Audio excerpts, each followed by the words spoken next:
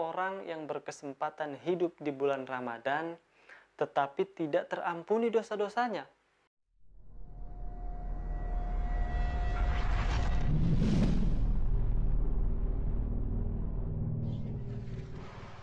Beruntung dan merugi tidak hanya terjadi di dunia saja, namun di akhirat hal tersebut akan lebih jelas terlihat dan tergambar.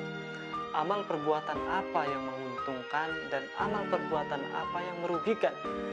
Sebagai orang yang beriman, kita harus bisa memilah untuk tidak mengerjakan perbuatan-perbuatan yang membuat kita rugi, baik itu rugi di dunia maupun rugi di akhirat.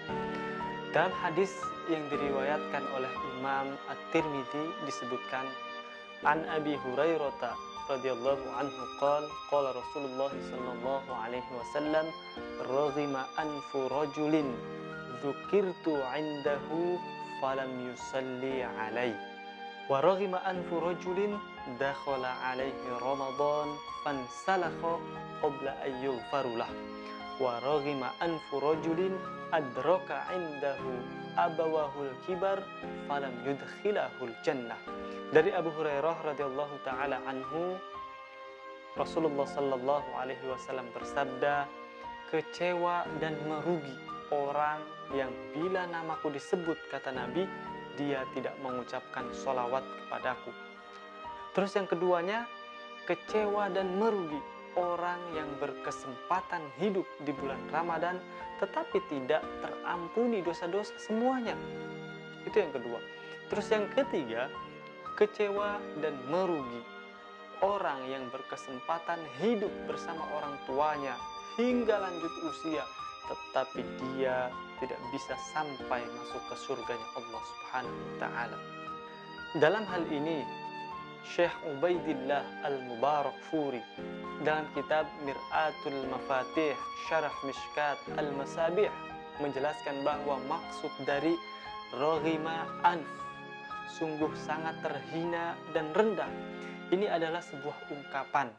Ungkapan tersebut menunjukkan kepada kiasan tentang puncaknya kehinaan dan kerendahan seseorang karena dia tidak menggunakan kesempatan sebaik-baiknya.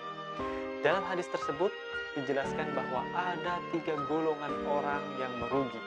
Pertama adalah ketika nama Nabi Muhammad SAW disebut, namun tidak menjawabnya dengan sholawat. Membaca sholawat merupakan tanda kecintaan kepada Rasulullah SAW.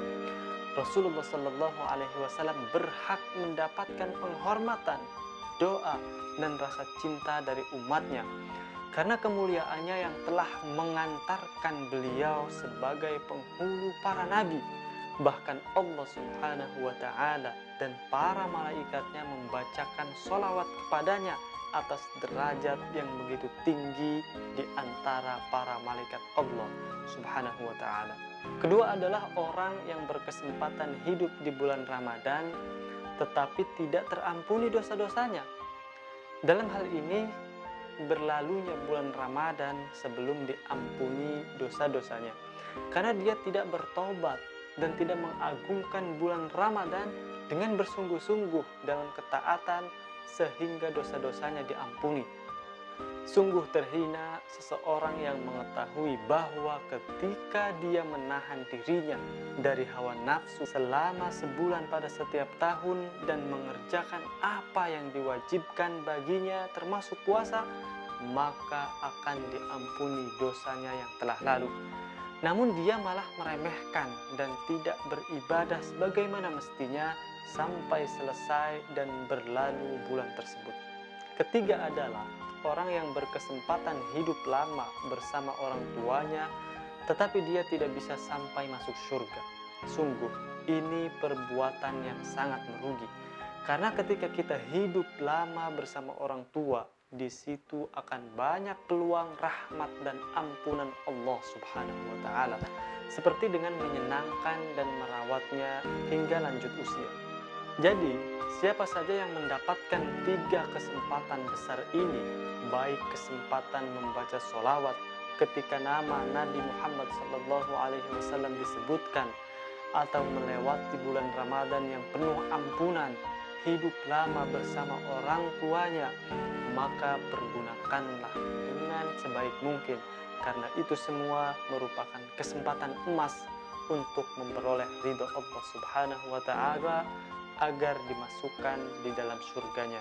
Amin ya rabbal alamin. Semoga kita semua mendapatkan peluang besar untuk memasuki surganya Allah Subhanahu wa Ta'ala.